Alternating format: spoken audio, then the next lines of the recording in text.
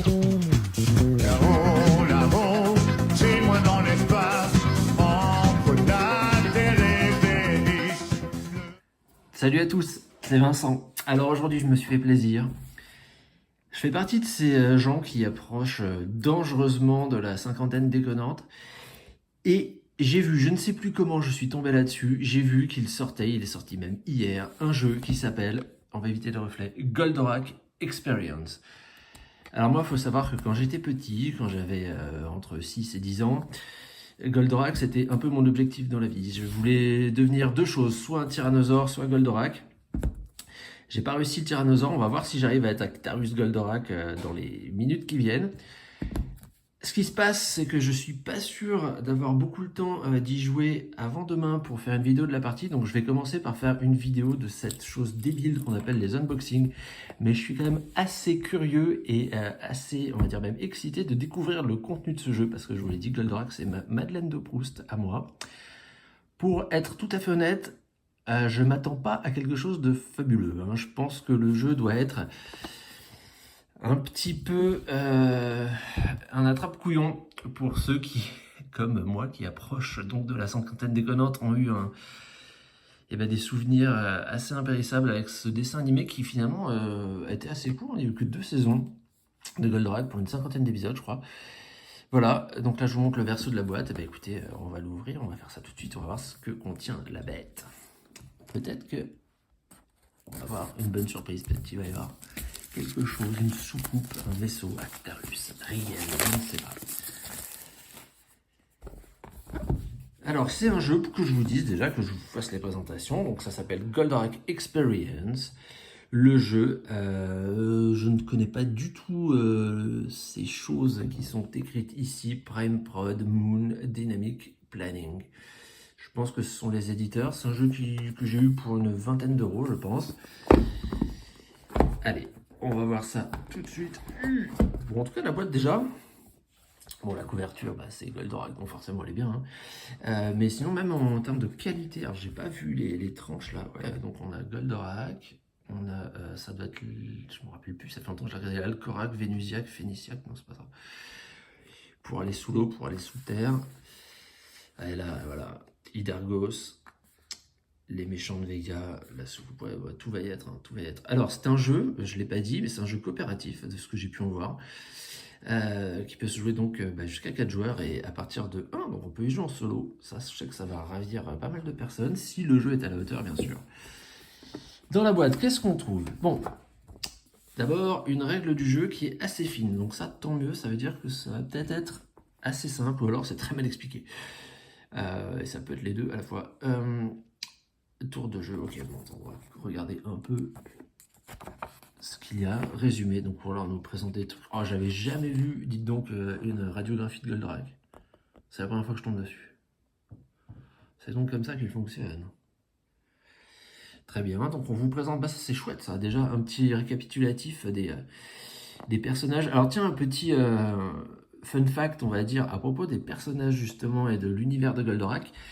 Savez-vous, alors en japonais c'est Grandizer, ça s'appelle, bon, un nom plutôt américain, mais savez-vous que ce sont les traducteurs français qui ont trouvé tous les noms de tous les personnages, qui pour l'essentiel d'ailleurs sont des noms d'étoiles. Vous avez le professeur Potion c'est une étoile, Alcor c'est une étoile, Vénusia, c'est Vénus, Actarus c'est Arcturus, c'est l'étoile rouge qu'on va briller dans la constellation du Bouvier, pour ceux qui sont un peu férus d'astronomie. Bon bref, ce sont eux qui ont tout trouvé. Et Goldorak, c'était un mot qu'ils ont créé à partir de Goldfinger et de Mandrak. Ils voulaient quelque chose qui est un peu la classe du méchant, donc Goldfinger dans l'épisode de James Bond, et qui a un côté un peu magique. Alors ils aimaient bien ce mot de Mandrak. Enfin, bon, bref, ils ont fait un mix des deux, c'est devenu Goldorak. Donc ça c'était pour l'anecdote. Règles du jeu, très bien. Bon, ça je le lirai, je ferai la partie. Alors on a 50 cartes actions. Un pion Goldorak, x1 ou x2, je sais pas ce que ça veut dire, des marqueurs, très bien. Que va-t-on trouver? Des cartes Golgoth? Ah bah oui, ça, si on rencontre pas de Golgoth, c'est pas un épisode de Goldorak, ça c'est sûr. Goldorak qui, à la base, était un Golgoth lui-même, hein. Sachez-le, Actarus l'a volé aux infâmes Vega pour quitter sa planète Euphor. Arrêtez-moi hein, si je dis des bêtises, parce que ça fait quand même longtemps que je suis plus trop dedans. Donc ça, je crois que c'est l'Alcorac, hein, ce vaisseau. C'est la... Au début, il commence, il a l'OVNI. Alors ça, je serais déçu qu'il n'y ait pas l'OVNI, par contre. L'OVNI, sa petite soucoupe jaune, là, avec un triangle bleu devant, qui s'ouvrait comme un capot pour lancer des torpilles. Donc ensuite, bon, voici comment on va disposer le plan de jeu. On verra ça. Je sais pas si c'est des cartes, je sais pas comment ça se met, ou si c'est vraiment un plateau qui est découpé en rectangle, comme ça. Fin du jeu mise en place. Bon, en tout cas, les règles, bon, elles vont être vite lues, je pense. Bon, le livret est quand même pas mal illustré. Hein, phase action, événement positif. Bon, on va voir. Je sais absolument. Genre, je me suis pas du tout renseigné sur ce jeu et pour cause, je pense que personne n'en a parlé. Donc peut-être que je suis même le premier à en parler. Ah, ça, ce serait fou, quoi. Je vais faire un buzz de dingue.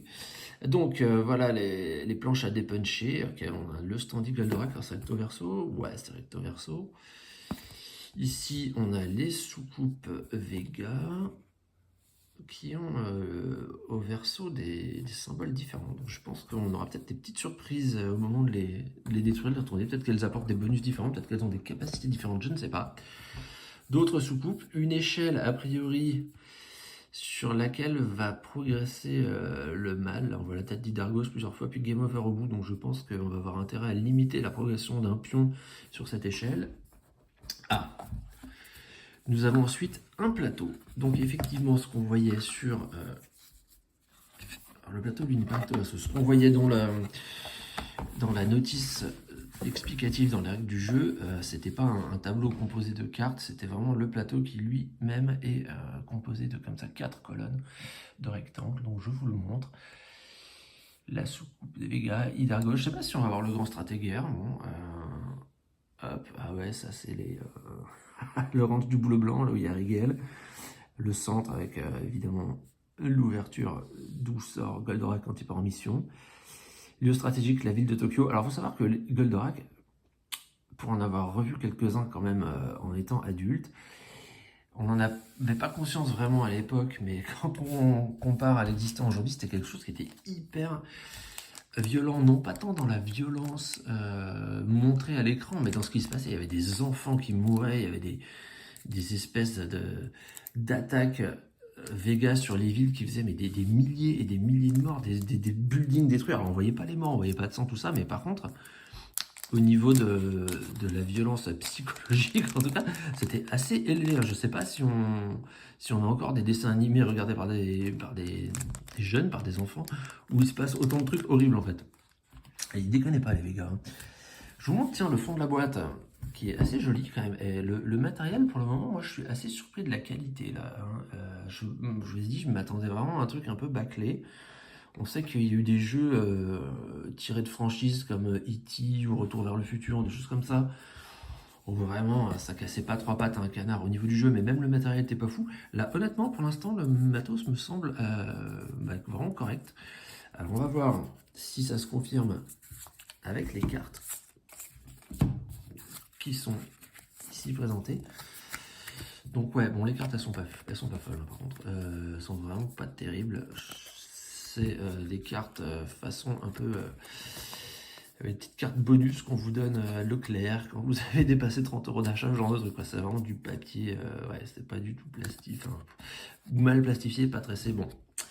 Et alors qu'est-ce qu'on a là? Alcorac, cette attaque fait perdre un point de vie à un Golgoth ou détruit 3 navettes en commençant par la case la plus proche du range du boule blanc. Oui, Alcor, il part, lui, du range du boule blanc, puisque c'est là-bas qu'il travaille, si je dis pas de bêtises. Non, c'est Acterus qui travaille au range du boule blanc. Oui, Alcor, je crois que c'est une espèce d'observateur américain qui s'est perdu au premier épisode et qui est arrivé justement au Japon, là, dans la base de Goldorak et tout ça. Bon, je vais vite hein, sur les cartes. Ok, donc mauvaise qualité. Par contre, bon, les illustrations, si vous aimez Goldorak, on est dedans là. Venusiac. Alors, Venusia, je pense que c'est la version française de Venusia, c'est le pire doublage de toute l'histoire de l'humanité. La voix est absolument insupportable. Je n'arrive pas à me repérer à cette altitude. Si vous voulez que je trouve l'endroit, il faut descendre. J'ai jamais vu en VO, mais je sais que alors désolé hein, pour l'actrice qui double ou qui doublait, je sais pas si elle a encore envie. ce personnage, mais sa voix était absolument insupportable, hein. Nous sommes à l'intérieur d'une soucoupe. Très très aiguë et vraiment une des intonations qui, même à l'époque, sonnait déjà vieillotte, quoi. Le Phosphorac, voilà le vaisseau qui permet de... Enfin, le module qui s'accroche à Goldorak et avec lequel il peut aller creuser sous terre. Je crois que c'est lui qui a fait le tunnel sous la Manche. Donc des cartes Phosphorac, on va avancer un peu. Défense terrestre, bon, je pense que vous n'allez pas être la chips la plus croustillante du paquet, comme on dit. Alors qu'est-ce que c'est comme carte? Ça, ce sont des cartes action. Bon, je pense qu'il va falloir sliver ça. Et en plus, je crains, je vous le confirmerai à l'édition, mais j'ai l'impression que c'est un format pas comme on a nous le standard, c'est le truc américain. Là, ça doit être du. C'est pas 63 par 85, c'est plutôt 55 là de large, hein. C'est des cartes qui sont assez étroites. Donc, ça, c'est des cartes action à chaque fois là, ouais. Goldorak Go. Ah ouais, bah ça, c'est. Comment faire démarrer Goldorak du centre? Bah, c'est ça, c'est la formule. Goldorak Go. Arrimage, transfert, autolargue. J'espère qu'il y a ça, transfert, autolargue. Voilà. Cerveau fulgure. Ouais, elle est pas souvent utilisée celle-là. Corneau fulgure. Bah oui. Pardon, je risque d'être un peu débile maintenant. Rétro laser. Missile bêta. Astéro H.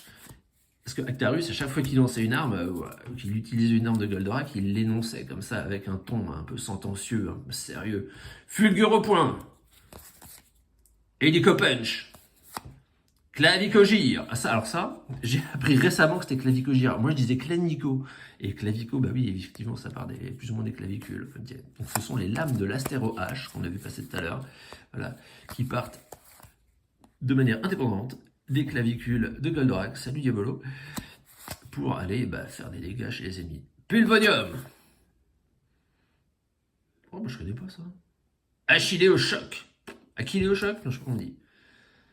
Oft Officer. Ah non, mais ils les ont inventés là. Ou alors c'est moi qui me rappelle pas. Fulgure au point, bien sûr. Pulvonium, d'accord. Rétro laser, toujours. Ah, Planitron. Ah, c'est Planitron.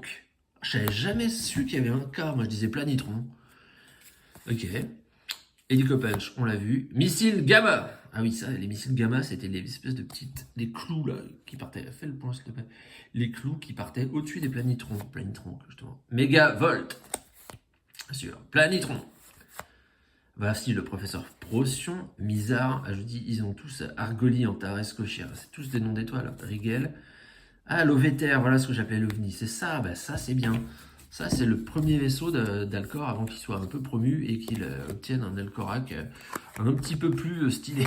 Effectivement, si on compare les deux, bon, il a quand même eu une espèce de promotion au niveau du vaisseau, entre celui-ci, pardon, on voit pas, entre l'Ovéter de base et l'Alcorac. Effectivement, on lui a dit, on va peut-être t'équiper un peu mieux parce que, bon, ton espèce d'assiette là, ta soucoupe, elle n'est pas forcément la plus adaptée au combat contre les Golgoth.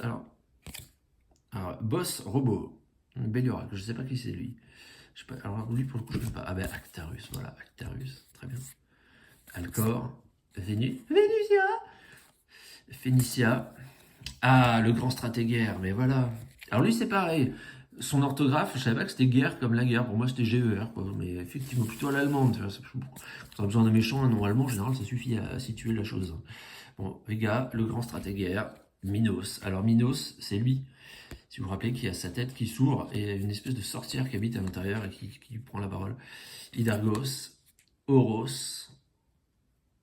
Attends, je confonds pas Minos et Oros, non. Oros, on le voit pas souvent en fait. Ok, là c'est les soldats de Vega. Navette améliorée. Pour Vega, je ne sais pas ce que c'est. Blessé. Ok, bon, ça c'est événement. Ok, on a changé de catégorie de cartes. Le centre est attaqué. Oh, je vais peut-être pas toutes les mettre. Bon, on a quelques Golgoth. Alors, apparemment, les Golgoth, voilà, ils ont une espèce de jauge là en dessous. Une espèce de petite échelle de progression. Je pense que ce sera sur celle-ci qu'on viendra faire progresser ces petits cubes rouges en bois.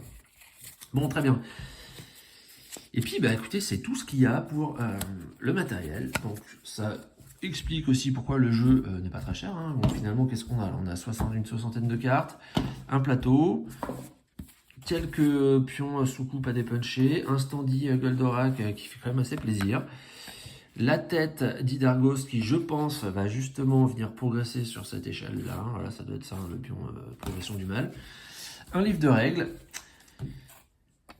Presque pas de plastique à part ce petit blister, donc c'est bien, on y vient hein, petit à petit quand même à abandonner cette manie de foutre du plastique partout qui se retrouve après dans les océans, dans les tortues, éventuellement dans nos assiettes, bien que ça soit pas le problème principal en ce qui me concerne. Faut pas que j'aime manger du plastique, mais je trouve que les conséquences du drame écologique sur l'humanité, c'est la moindre des choses. Moi ça me gêne plus quand ça touche le reste, toutes les espèces qui n'ont rien demandé. Voilà, c'était ma minute autodestruction de l'humanité. Du coup, vive les végas. Eh bien écoutez, je vais lire les règles. Et puis on va se faire une partie avec les Who quand on aura compris comment ça marche. Et on vous montrera ça. À bientôt, stay tuned. La Terre est attaquée. On compte sur Goldorak pour la sauver. A plus.